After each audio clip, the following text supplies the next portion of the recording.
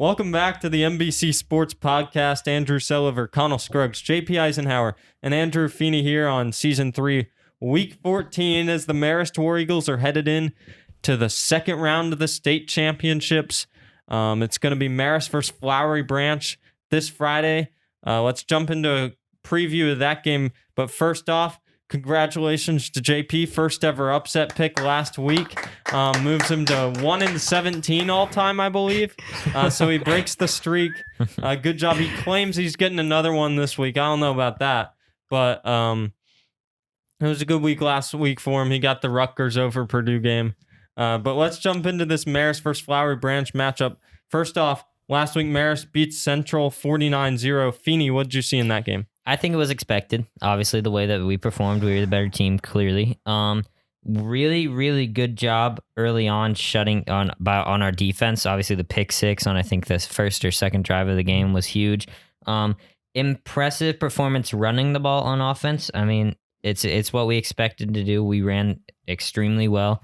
Passing the ball, we're trying. It's getting there, but right now it's not there yet. We aren't as effective passing the ball. I think we can all agree on that. We're not as effective passing the ball as we are running the ball. But I mean, hey, as soon as the pass stopped working and it just wasn't doing anything, we ran the ball and we ran it well. So, yeah, I think playoffs. I mean, I said it on the call. I was like, Marist, obviously, like in the playoffs, they're not going to throw it as much unless they have to. And the next play was the first pass of the game, and it was an interception. So I think that kind of proved my point, actually, that they just don't need to be throwing the ball unless someone can stop it. And Connell, Flowery Branch, what do you see out of them? I think this is going to be the biggest test this defense has seen all year, because they bring a passing attack, and that's something that Marist really hasn't seen all year. No team has challenged the Marist secondary really all year. And this is a team in Flowery Branch, much improved from last year. Marist beat them 27-0 in the regular season. This is a very different team, especially on offense. They've thrown the ball for about 800 more yards than they've run it, and they're led by starting quarterback junior David Renard. He's got over a 67% completion percentage, over 2,500 passing yards, 23 touchdowns, and only thrown 5 interceptions.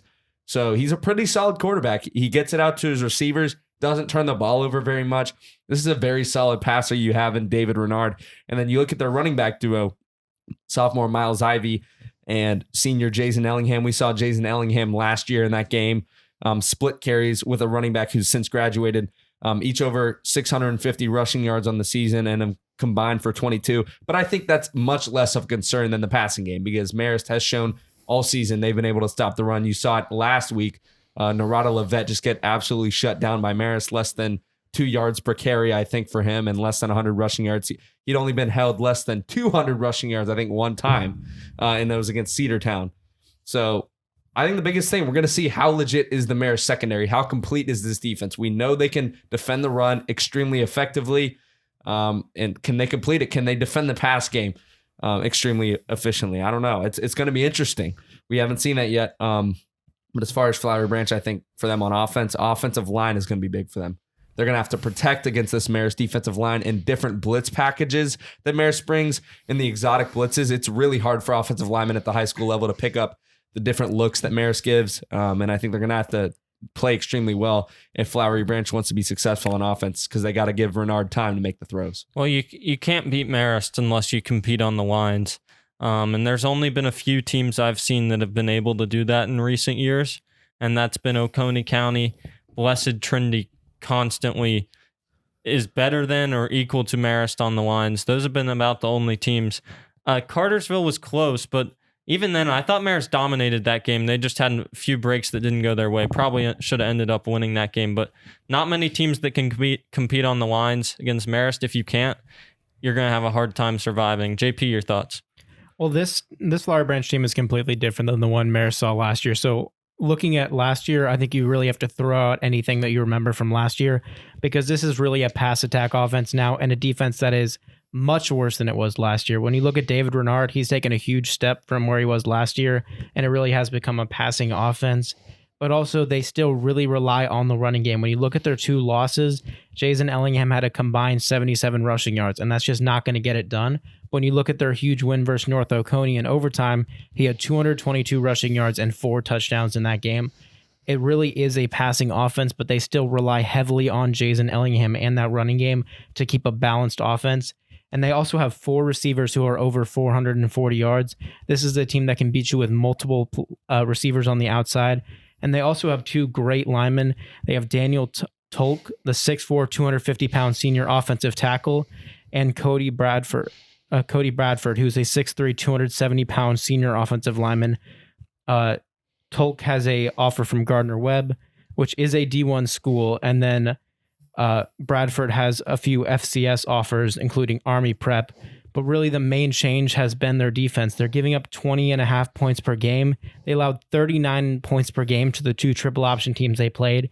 And against Jefferson, which is a triple option team, they give up 310 yards and 5 touchdowns on the ground, and are not on the ground completely, but that's a triple option team, and they really cannot afford to give up that many yards to Marist, especially when you look at Marist defense completely dominating the past few opponents. This defense has taken a huge step back from last year. When you look at their defensive line, they've been pushed off the ball, only 7 sacks and only 10 tackles for loss the entire year. Yeah, I agree with you. I'll also give an explanation as to that running offense last year and now the passing offense this year. So last year they had a senior quarterback in Elijah Gainey, a kid that actually went down in the season with a knee injury, ended his senior season. He didn't play against Marist. Instead, they started sophomore at the time, Renard, who hadn't had much experience, so they almost were forced to keep the ball on the ground last year due to the Gainey injury. Gainey now at South Alabama, as I said, but Renard now has had a year of experience. This year, that injury actually helps him. Obviously, it didn't really help him last year, but in the end, it helps him this year as Renard's gotten a ton of experience from last year, and he's looked a lot better this year. And so that's helped them get that passing attack going. And then they lost their 2 starting safeties in Chase and Chandler Dial Watson, 2 kids that went on to play in college, and their defensive end, Christian Johnson, who now goes to IMG. So that obviously cost their defense a lot. In that Jefferson game, they stayed close through a lot of the first half. The reason they did so, they played offense instead of defense. Their offense is their defense, in my opinion. They need to keep their offense on the field as long as possible and sustain drives. They went on 2 6-minute drives in the first half, and that helped them keep it close. Well, and the thing is, like I said, you gotta have to worry about competing on offense against this Marist defense. But the problem is in the St. Pius game, what I saw, St. Pius, obviously a triple option. They run the triple option. They were just getting beat physically on the lines. That linebacking core and the defensive line, like you said, they're getting pushed off the ball. They're just getting blown off the ball. Couldn't contain on the edge and up the middle. They were getting pushed. Plays that should have been blown up, plays that really didn't run well for Pius, were getting like 3-4 yards up the middle. And you can't have that against Marist because Marist is going to do what Pius did and better, because I think Marist just has better personnel out there. Ian Odd's been doing a great job edge running. Thomas Roylower, I don't think will be back this game. Might be back the next game, but if he is back this game, you had that guy in there. And then you have Lincoln Parker obviously up the middle. Add that offensive line. That's tough. I think that's going to be their biggest concern coming into this game. This defense has got to make some sort of a fight. Maybe get some opportunistic stops or maybe a turnover if they can. Yeah, and honestly, like you said, winning in the offensive line is going to be huge for this team. But I think the key player, if Flowery Branch even wants a chance, is going to be David Renard. This kid is good, and he has to come to play if they want a chance to win. He's acquired, I think, 23 touchdowns this year, and he's only thrown 5 picks. He can't make any mistakes. This is going to have to be the perfect game for him. But if he is on his game, it's going to be tough for Marist.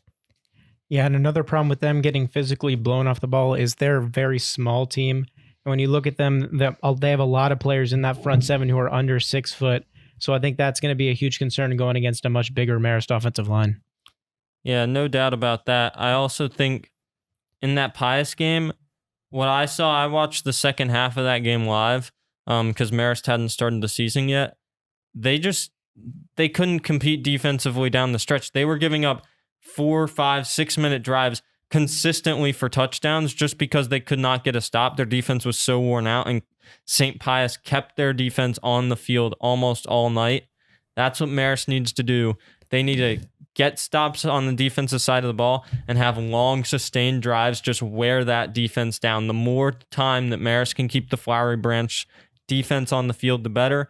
Now, obviously, it's not going to be good if you go down a 6-minute drive and don't score, because in a game like that, when you take away so much time, you need to score. But I think keeping their defense on the field for a long time is important. The other thing to look at is the weather. It's supposed to be very cold and raining. That could really put a damper on the Flowery Branch passing attack.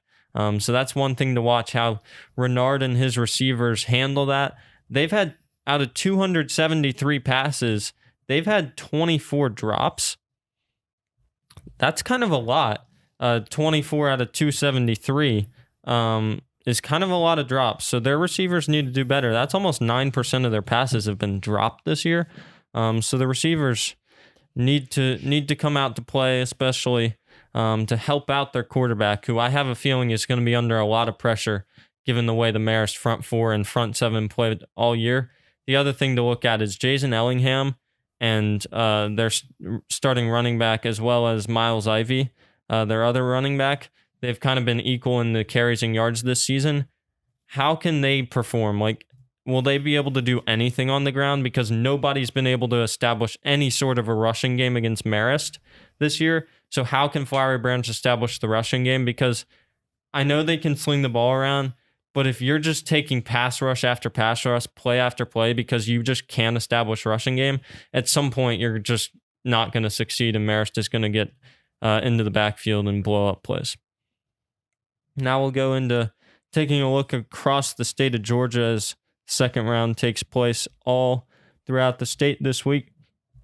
I think our game of the week that we're going to pick is LaGrange versus Perry. This one has very important effects on what Marist will be doing if they win this week. They are the other matchup in the bottom right quadrant of the 4A playoffs. So LaGrange the 2 seed, Perry the 1 seed. If Perry wins and Marist wins, Marist will be playing at Perry because of the coin flip that already occurred. Perry about 2.5 hours away. So that's one thing to keep an eye on. If you're a Marist fan, you're strongly cheering for the 2 seed LaGrange to win in this one. That would lead to another home game if Marist pulls off a win over Flowery Branch. Last week, LaGrange won their first playoff game since 2012, a program that was just dominant throughout most of their years. They won their first playoff game since 2012 against New Hampstead, 30-26, in a crazy comeback. And they were down 9 with 5 minutes left. They scored a touchdown, and then they kicked a kind of a squib kick and recovered it all the way down inside the New Hampstead red zone. Ended up scoring another touchdown and went on to win 30-26.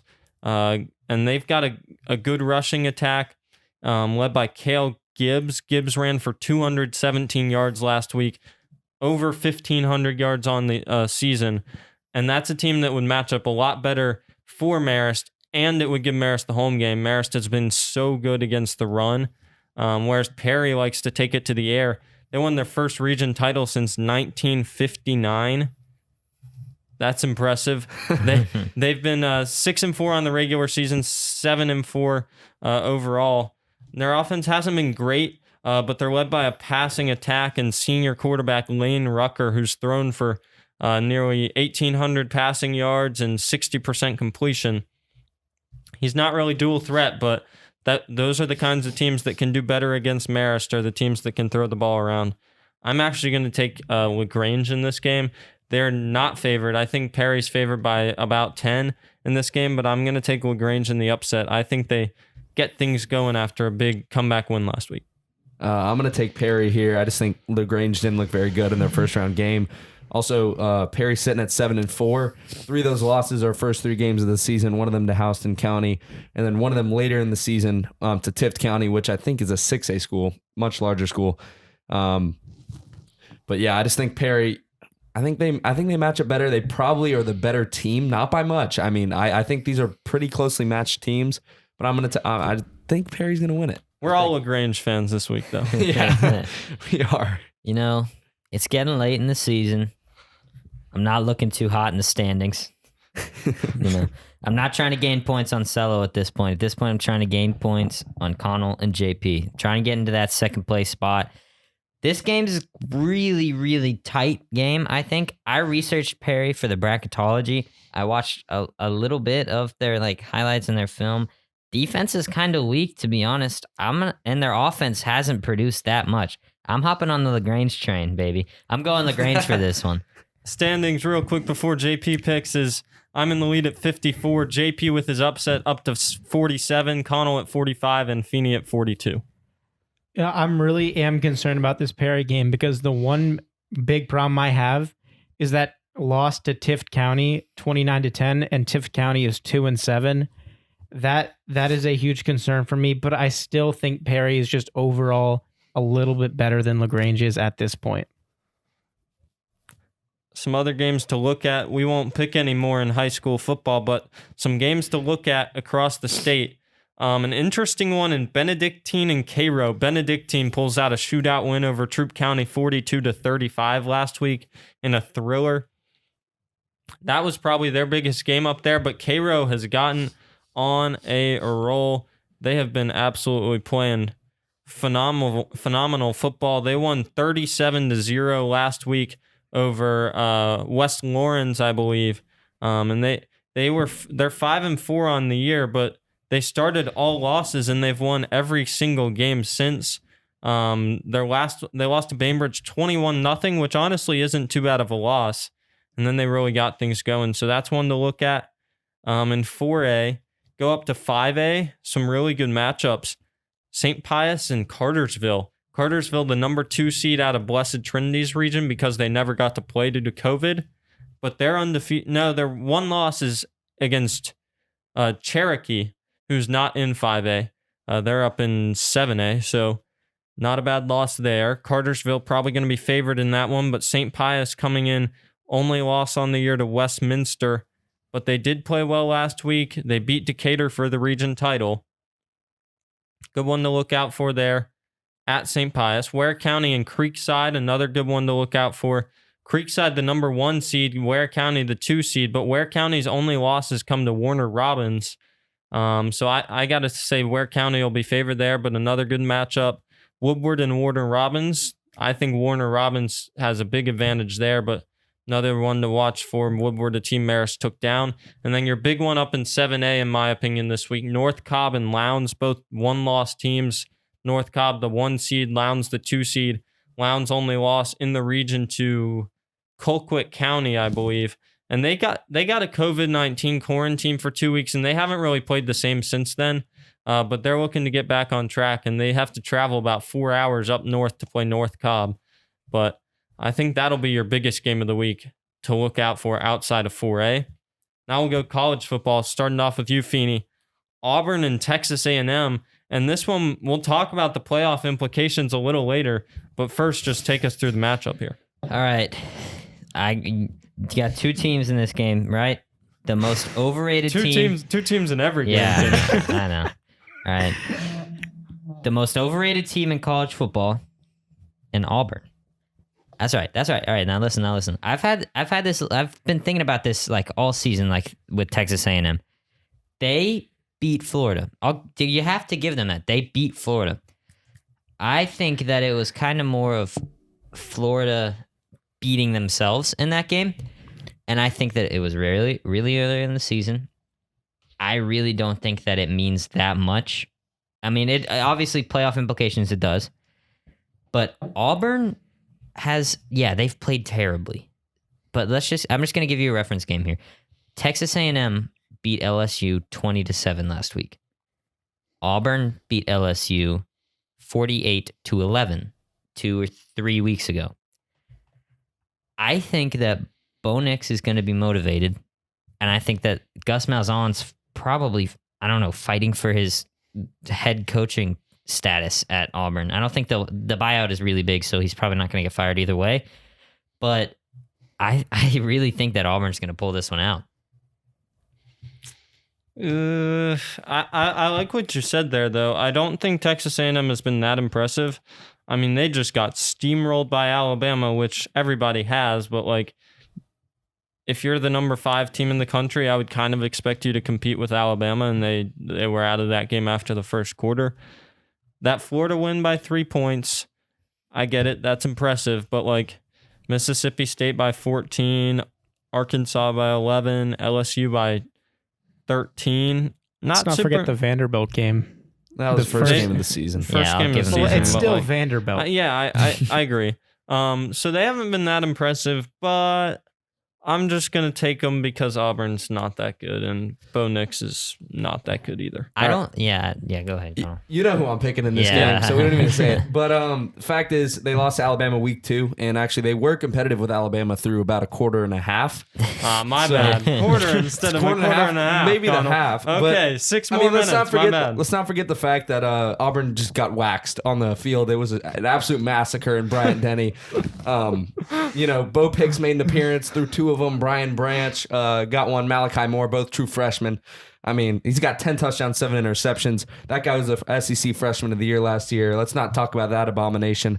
Also, ESPN has the matchup predictor is 53.1% Auburn. I think that is an abomination Yeah. right there. I don't even know. Like, how can you put that? I saw that too. Auburn should be 4-4 right now. They should be 500. Let's not get to the Arkansas game I mean, anymore. my on here. God, Come on.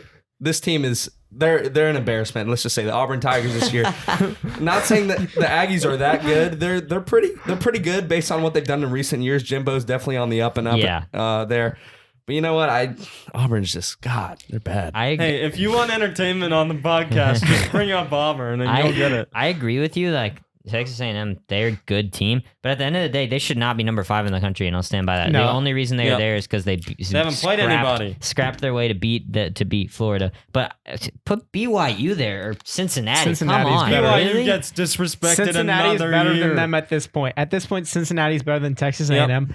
I'm still gonna take. It's the Florida win, though. It's all the Florida I'm win. still gonna take Texas A&M over Auburn because I think Yeah. Auburn is just having a down year. Like we expected so much out of Auburn coming into the season, and they just haven't performed to what we expected. Their defense it's just taken a huge step back, and I think the main problem also is when you look at Bo Nix, he had no offseason to improve, so he's making the same mistakes he did last year, and I think we expected too much out of him. And we're going to have Bo Picks make another appearance in this game because when you look at Texas A&M and how they played on defense, they've played great on defense, and that is the one thing that they've been consistent at all season. Well, and one of the reasons Auburn sucks is because their 3 main linebackers opted out. So that kind of hurts when you lose your 3 starting linebackers. Let's get into some upset picks here.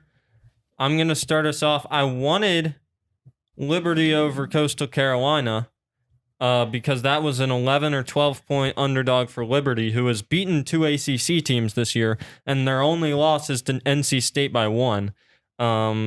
And the fact that I read something that they might not make a bowl game because everybody's eligible and they don't have an affiliation with any bowl game is ridiculous.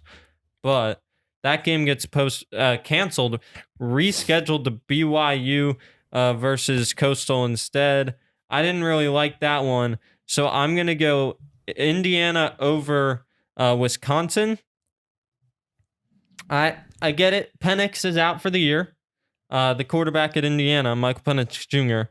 But that's not really, that's Indiana's good all around. It's not just their offensive play. Their defense has come to play this year as well. I really like their head coach and Tom Allen. I think he's a good guy and a great coach. I think he's taken that program to a great level. And Wisconsin was not impressive against a Northwestern team that ended up losing to Michigan State. So I get why the spread is what it is, but I got Indiana this week despite the Penix injury.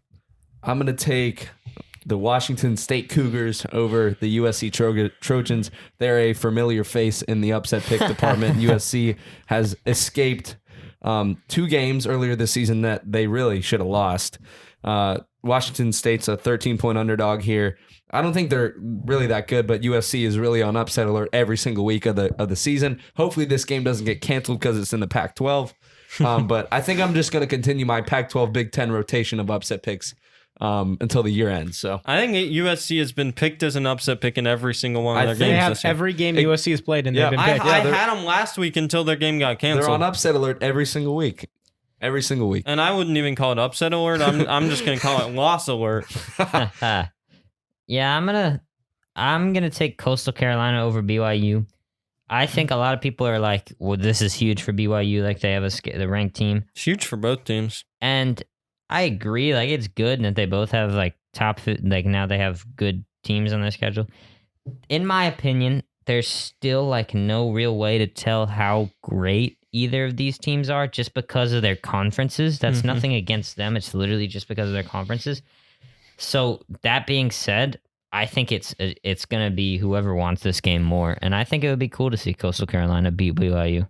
Game day, too, which is exciting. I got BYU by 30 in that one. Yeah, and then you alluded to the Liberty Coastal Carolina game earlier. I think South Carolina would have wanted to attend that game and definitely look at both of the coaches in that game. I think definitely both these coaches, especially the Liberty coach, after beating Virginia Tech and losing by 1 because of a field goal to NC State. I mean, he's going to get some head coaching interest somewhere this year. Hugh Freeze. Both these coaches are. But for my upset pick, I'm going to pick Illinois over Iowa. I'm feeling good after last week, so I'm trying to go for 2 straight in this one. So Illinois has been picking it up right as Iowa is starting to fall off. Both of their last opponents were Nebraska after Illinois had the off week because of Ohio State having COVID issues and that game being canceled. And Illinois looked a lot better. I mean, when you look at Brandon Peters coming back after being out with COVID, he really made this offense look a lot better. They put up 41 versus Nebraska. It is Nebraska, but compared to how Iowa played against Nebraska, they just look like the better team right now over Iowa. So I am going to take the Fighting Illini to beat Iowa. Okay. I think we got 1-18, guys. What do you think? Yeah, JP, he's new to this winning thing and upset. He doesn't understand. He I'm doesn't not used to this. He doesn't know, I'm not used the to this. heartbreak that comes pretty much every single week after you've won one. You don't get too high on it. I'm used to Probably gonna heartbreak lose the rest after a of them. loss, not a win. All right, come on now, JP. Let's be real. You can be happy about your 1, but don't act like it's going to turn into 2 the next week. It's going to turn into 4 straight. I'm ending the season I just knocked on wood so that doesn't happen. Let's talk about Ohio State, though. You mentioned them there for a second. They're in an interesting predicament in the fact that they had to cancel their game last week against who was it against? It was against Illinois. Yeah, which was an easy one for them. But now they have Michigan State this week. Michigan State honestly looked very impressive against Northwestern. Everybody's saying, oh, Northwestern was overrated. They might have been overrated some, but I think that was also just a good performance by Michigan State. Played way out of where we thought they were and coming into the game at 1-3, I think. So they could, Ohio State, we don't know. They could be tested this week, but the more important thing is that they get these next 2 games in against Michigan State and Michigan because they need to play both of them in order to make the Big Ten Championship, be eligible for the Big Ten Championship. So it's looking more and more like they're going to play this week, even though no Big Ten team has yet had to cancel 1 game for their own COVID reasons and been able to play the next week. It's looking more and more positive for them. The real question is Michigan next week. Michigan already had to cancel their game this week. Their first potential time that they're able to practice again is next Monday. And then, do y'all think that game's going to happen? There's a very, very good chance that it doesn't happen because it's not that Michigan.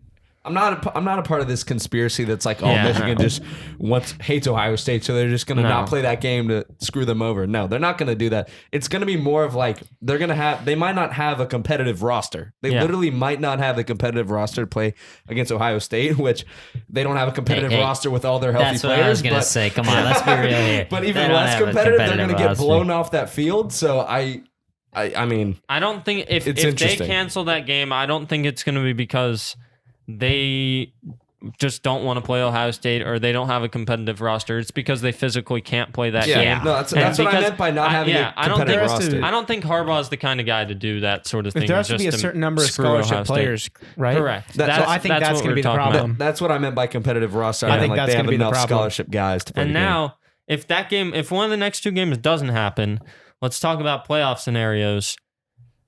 Is Ohio State, do they have a chance to even get in at 5-0? No. In No? my opinion, if Cincinnati wins out, then no. I think Cincinnati goes in over them. I think Texas A&M goes in over them. I think Florida goes in I think over a them. one-loss Florida, if they beat Alabama, goes in over them. Go ahead, Colin. Well, okay, there's a lot of variables in Yeah. there, but just breaking it down to Ohio State here, do I think they should get in? No.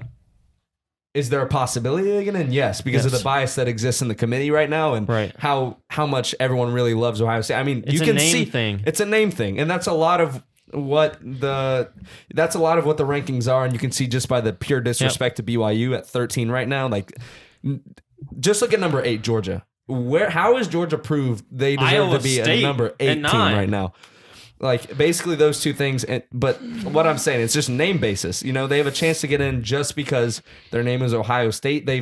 They're not like everyone makes them out to be like not a great team, Ohio State, this year because that Indiana game, but they're still a really good team. Do I Yeah. think they're a top 4 team in the country? Probably. But the problem is they don't have the resume. Like what? Right. Like if they play 5 games in the season, go 5-0, and then Cincinnati ends? How many games do they play? 11. Yeah, something like And that. then BYU, let's say they beat Cincinnati, or not Cincinnati, Coastal, and Yeah. they go what, 10 or 11-0? Yeah. At what point do the games even matter anymore? You got a team Yeah, that played come on. 5 games, 5-0, And then it's, you're it's going to one keep thing out. if they're playing like the top teams in the Big Ten, Right. and BYU's out there playing nobody. But come on, Big Ten is not competitive this Right. year. They have not played a good game except Indiana. Every other team is looked at a losing horrible. record. And they looked horrible against Indiana. Fields looked bad. The defense looked completely vulnerable. It looked like the worst Ohio State team we've seen in the past 5 years. Well, and going back to the name basis thing, it's not just a Big Ten thing. If this was any other Big Ten team in this scenario, minus maybe like Wisconsin or something, Not even a this would chance. not happen. It's just because it's Ohio State. It's the same thing if it was Alabama or if it was Georgia or if Right. it was Oklahoma.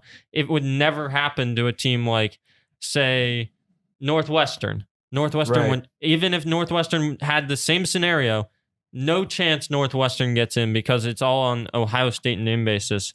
The other interesting thing, Big Ten wise, if Ohio State does make this Big Ten championship, let's say they almost definitely are playing Northwestern. What happens if Northwestern wins that game? Is Northwestern in? I know for a fact Ohio State's not in, Right. unless we got just lunatics in the committee. Is Northwestern in or is nobody in? I don't think Northwestern's No, in. neither I of think- them are in. I don't think they would. I don't That's- think the committee would put them in. That's a huge question, and I think that's a situation the committee doesn't want to see at all. Yeah. Because then you're going to have Texas A&M. All right, let's say Alabama beats Florida, which is probably. I mean, that's It's what is expected to happen. That's expected. going to be a great game. It's trending that way. That's going to be a great game, but just let's say you take the other variables out, whatever. Florida loses. You got Cincinnati. You got probably BYU, and then you got Northwestern and Texas A&M. That's 4 teams that all have pretty much like a solid claim to number 4.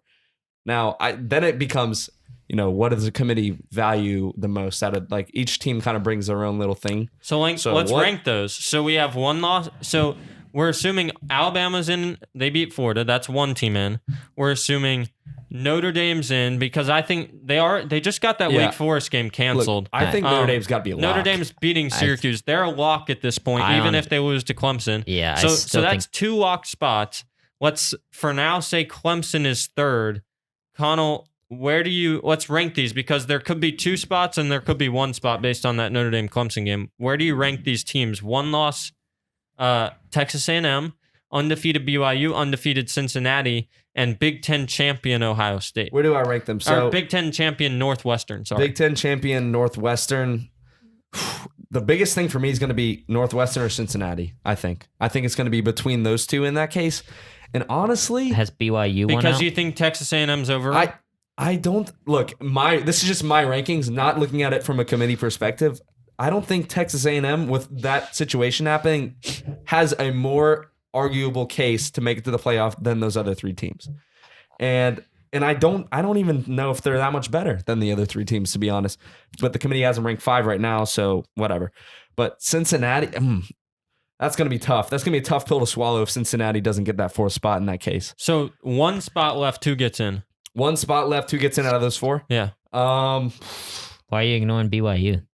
BYU's in the list. Yeah, BYU's in the BYU's list. I in. said they're part of the 4.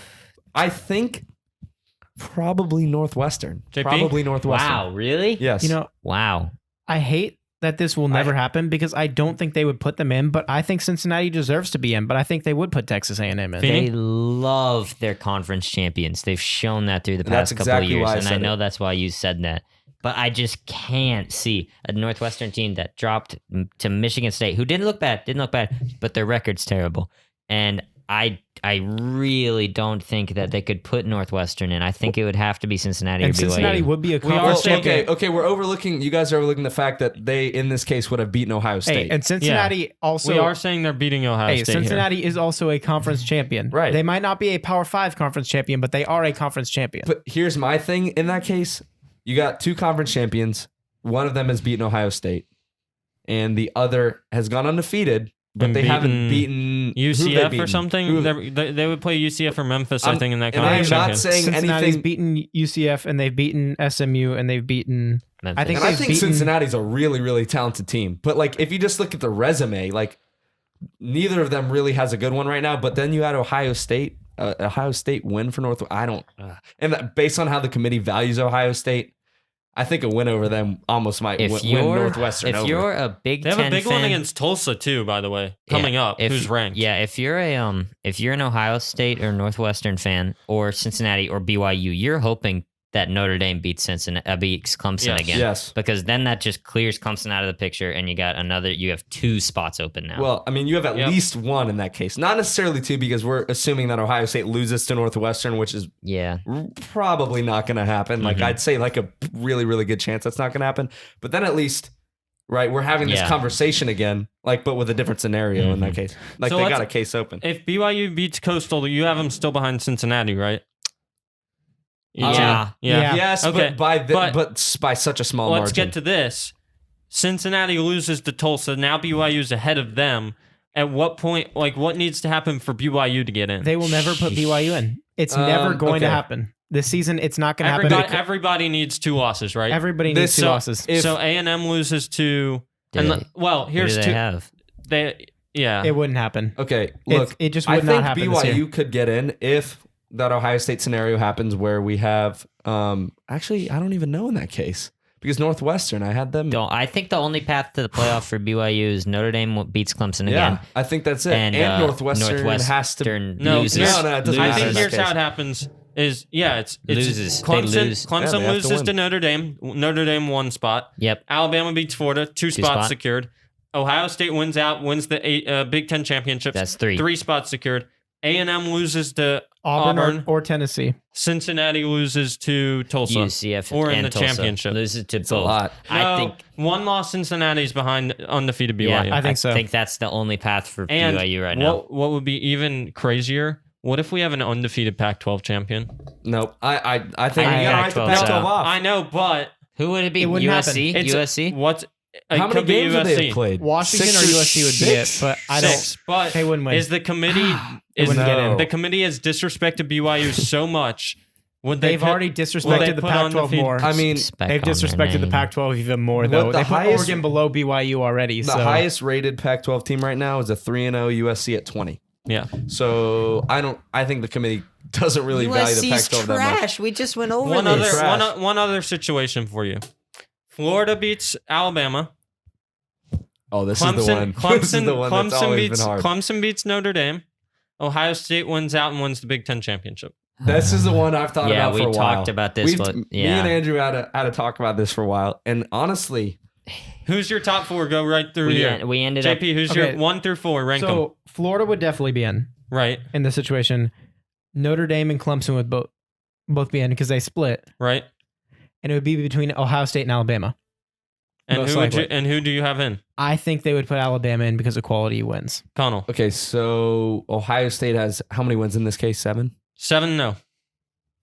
With wins over Wow. Indiana and Northwestern. I think it's going to be, in that case, Clemson 1, Florida 2. I think those are 2 locks if that scenario Okay. happens. And then I think I think they got to have Ohio State 3. I think they earned their way into that spot with 7 wins. And based on what we said earlier about the committee and how they love Okay. Ohio State. And now here's the tough part. Here's the Notre Dame Alabama conversation that Oh, sorry. I meant to flip Ohio State and Notre Dame. In this, I and could you're put not, Alabama over Notre Dame.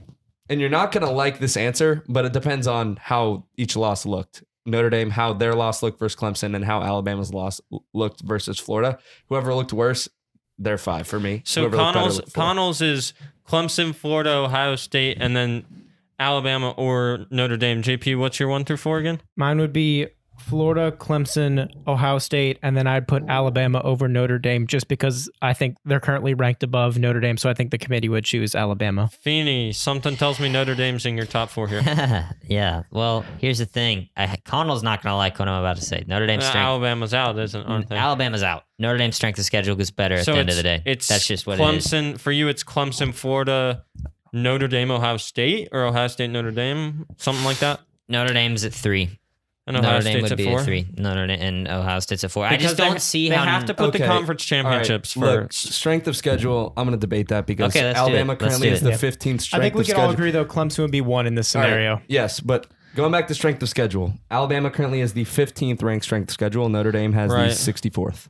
Well, the thing for me is I think I don't know. I'm not sure how you put Notre Dame out because they Yeah, no, they I agree. split that with Clemson. It's not Alabama lost to a team that they didn't beat.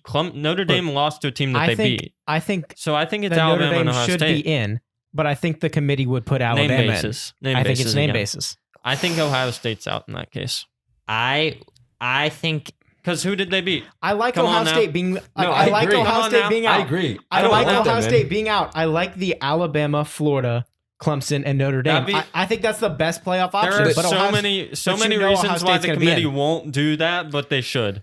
You Yeah. know Ohio State's going to be in, even though they shouldn't be. Yeah, no, I agree with that. If I were the committee, I would put Clemson 1, Florida 2, Notre Dame 3 because of the You would matchup. have You don't to. want a Yeah, double you would have matchup. to, yeah. Bama 4, Ohio State 5 because they have proven nothing this season to me. They beat That's- Indiana and they beat Northwestern. Oh boy! Wow. Wow. What a schedule for Give it them. up for Ohio Riveting. State. Yeah, good job. We look like a bunch of Ohio State haters And their right complaints, now. their complaints would be, well, we were given that schedule. Big Ten, that's not on us. But like, so what? You also didn't that's, play well in that's those the games. thing. The Power Five has been the non-Power Five, the Group of 5 teams have been arguing forever. Is we can't really control our Yeah. schedule. They also didn't but play like, well in those games. Here, So it has to if be. they're going to use schedule against Group of 5 teams, I want them to use it against Ohio State, even though they're a Big Ten champion in that case. At this point, unless Notre Dame loses by 40 points in the ACC championship or loses to Syracuse somehow on Saturday, That ain't happening, buddy. I really doubt it's happening.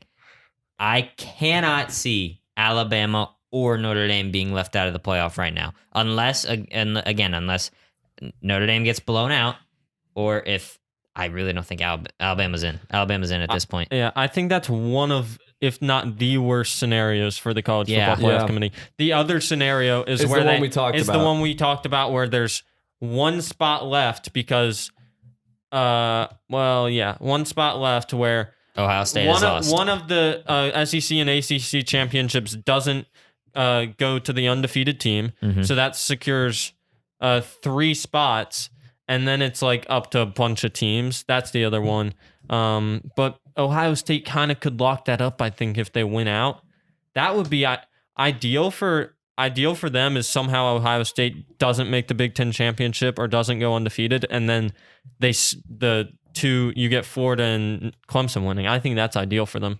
That's easy, but if those two happen and Ohio State wins out and wins the Big Ten championship, then they're in a world of trouble. If you're if you're one of those 4 teams fans, you want chaos, you want Notre Dame to lose, and you want Alabama to lose because that's really that's your only shot. Everything's It's gonna be up in the fun. air. And you'll I be- wish we had 6 in this year. You want Notre Dame to win. If you're one of Notre those, Dame to win. Yeah, Notre Dame to if win. you're one of those 4 You want teams, Notre Dame- you are rooting for Notre Dame and Alabama. and Alabama. You're And rooting for the winners. I think And the an worst- Ohio State loss. You know what the worst situation in that scenario, though, for the college football playoff committee would be is if they put Ohio State in and Clemson just blows them out, because then you know that any other team would have been more competitive than Ohio They State. look really bad. They Yeah. would you look don't like they would. know. Okay, you What don't you know would if feel- any other team would have been more In my competitive. opinion, though. if They you look look at at hypotheticals. Ohio State or Notre Dame is what they'd be choosing Yeah. between. That argument. So you know that Notre Dame played at least 1, probably 2 close games against Clemson already. They beat them in 1.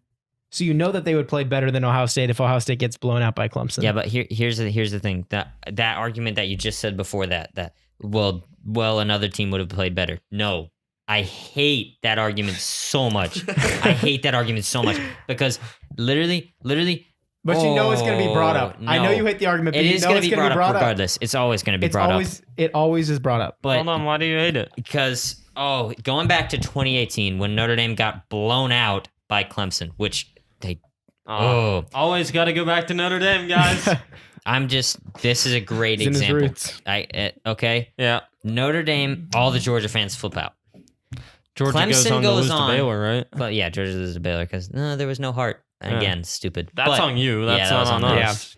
Then let's go back to national championship that year when Clemson I remember. swept beat the the floor heck. with Bama. I remember that one. Clemson, I out remember in that one San very well. Fran. That was a San hilarious Fran game to just- watch. nobody I watched said the full thing. anything. It was clear that Clemson was the best team that year. That's what it was. It wasn't that Georgia would have played. No, I it agree. wasn't that. I agree. Everything. Yeah. everything you just T-Law said. could have won the Heisman that Exactly. year. But I Come think on clearly now. this year Clemson isn't the best team. Enough Yes. Guys, with the it's not T-Law like a clear. Heisman. Enough with the T-Law So Heisman. I think it's clear that they're not the best team this year. So if they were to just mop up Ohio State, I think that would be a huge conversation that would just erupt. Yeah. Also, T-Law- just Ohio- one. the T-Law college for football. 2022 Heisman. Come on random, now. just Oh, one random He take. better come back because I don't think he wants to go to the Jets. The best case scenario for him is the Jets pull off a win against someone and that he gets We goes to the want Jaguars. T-Law coming back to win the Hey, Heisman. one Come on random now. take before we get off. Whatever quarterback wins the SEC championship is the Heisman. That is my thought. Ooh, that's a good thought. Yeah. That's Ian- my take on that, and I'll Ian leave it vote there. for Heisman, I'll leave it baby. there. Wait, T-Law. so Kyle Trask wins Heisman? I'm still Wow. on Devontae Smith for Heisman, but that's never not gonna gonna happen. happen. Hey, So. not I'm right gonna with you, happen. man. Hey, watch out for him. Watch out for him. Well, he That should be man's- the Heisman front runner right now. ridiculous. But they don't care about anybody except Hey, quarterbacks. Zach So, Wilson for come- Heisman, yeah, yeah. BYU Come on quarterback. Come on, All right. put some respect on him. That'll do it here from the MBC Sports Podcast, episode 14 of season 3. Make sure to tune in to NFHS Network and NBC Sports tomorrow night at 7:30 p.m. 7:15 for the NBC pregame show with JP Eisenhower and Emmett Probst. Connell and I will be on the call. It'll be a freezing cold night with a bunch of rain coming in. So stay home, stay warm, watch the broadcast, and enjoy. Should be a good one.